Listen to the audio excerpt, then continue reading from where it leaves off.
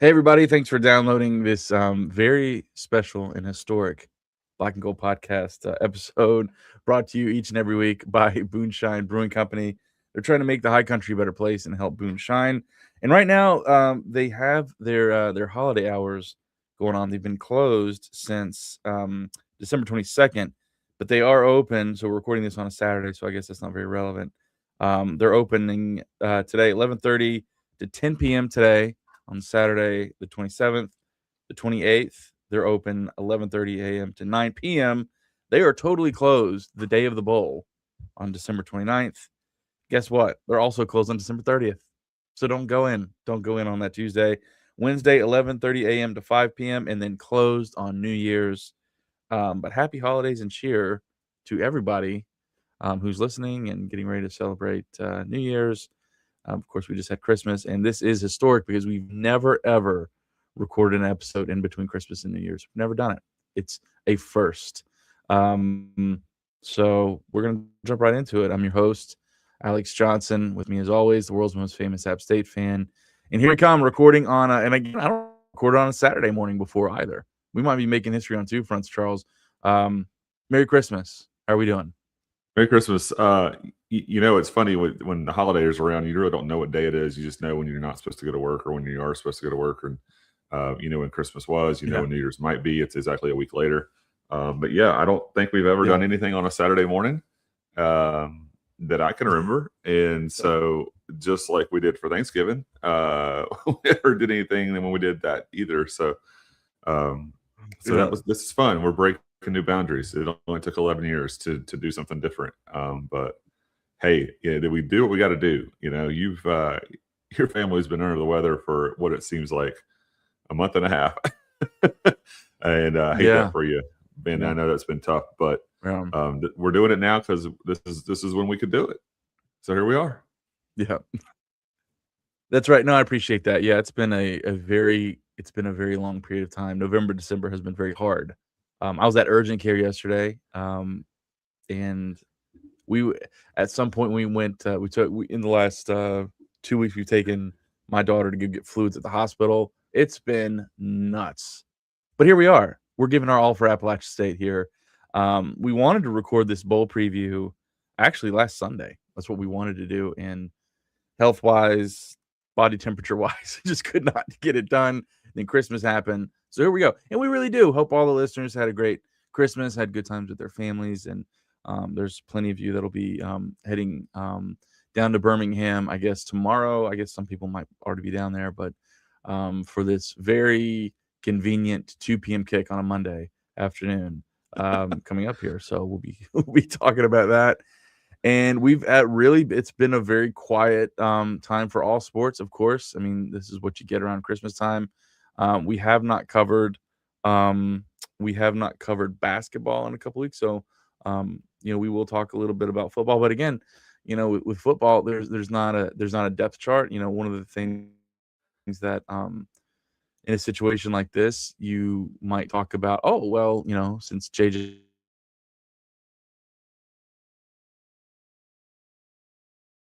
who's going to be the quarterback. We all assume it's going to be Noah Gillen.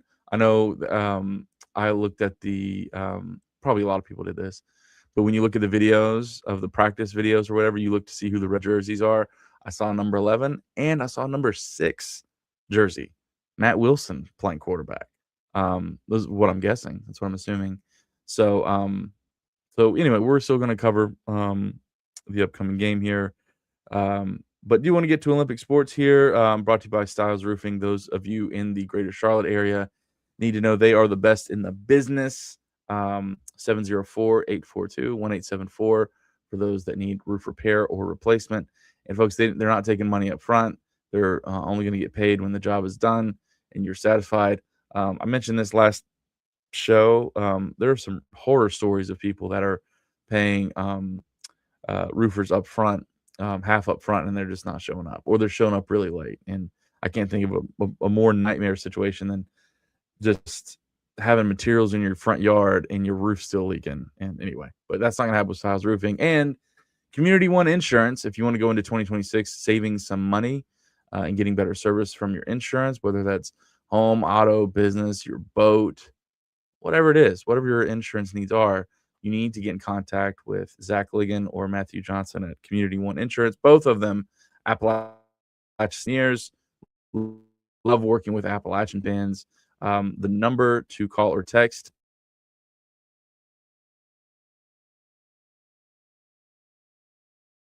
That's what you need. That's what you need to get in contact with those guys. And then also check out their website, communityoneInsurance.com. Charles, what Olympic sport do we start with? Let's start with the ladies. Ladies basketball. We play, I guess, their version of Education Day 17. We drop it 75-62. We also drop one to Georgia Southern on the road, 67-54. So we get swept on the road. What do we think? Well, the Education Day games are always tough. They start real early so the kids can get back to school and then get back on the buses and all that good stuff. And we did not handle that well. We scored 7 points in the second quarter. I always just find this interesting where in college basketball, where they have quarters, ladies games, that there always seems to be like a defining moments or a defining quarter in any game, and that happened against Marshall in the second quarter, then happened against Georgia Southern in the third quarter. It just feels like what you really got to avoid is scoring single digits in a single quarter, and I think that's essentially what kills you every game, and you're chasing that. And I don't know if there's been any analytics to back up how you can go and like score 22 points in the first 10 minutes of a half and then score like 8 in the second 10 minutes.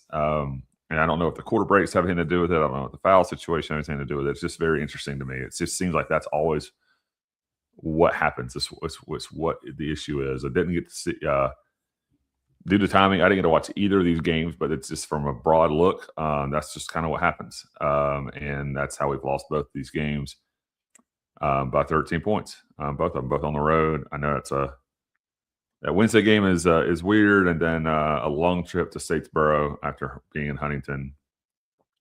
So I had an extra day to travel at least, but that's not a good start. 0-2 to start the conference slate. No, it's not. And I think I just got your message here that there's a really bad delay. I'm hearing it too.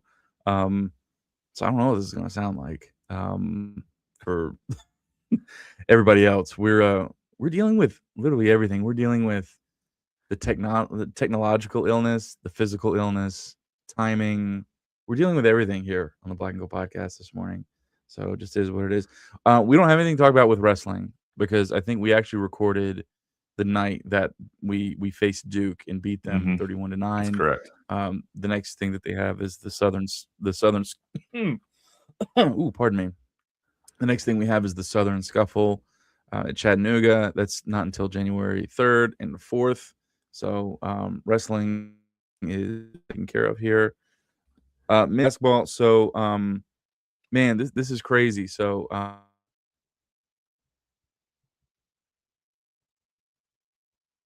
attend either one of these games, which is just I cannot describe how frustrating it was. But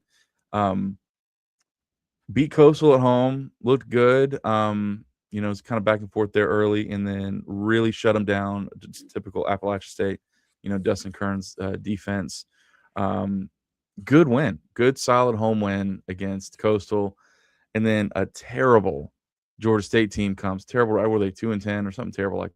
Yeah, one division, one win, no road wins. Yeah, it's a tough one.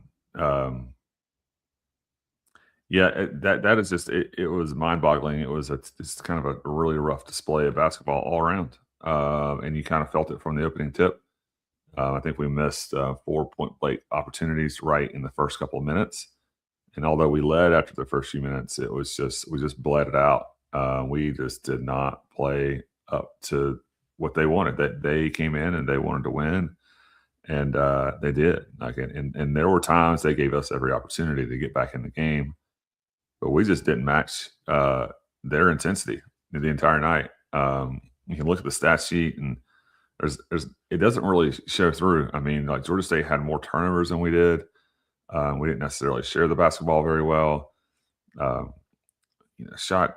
We hit 7 threes, which is okay, but still some free throw line struggles. I don't think that spells everything. It wasn't just like one person. It's always like a couple of guys here and there. I mean, Luke Wilson did have a nice double-double with 10 points and 12 rebounds.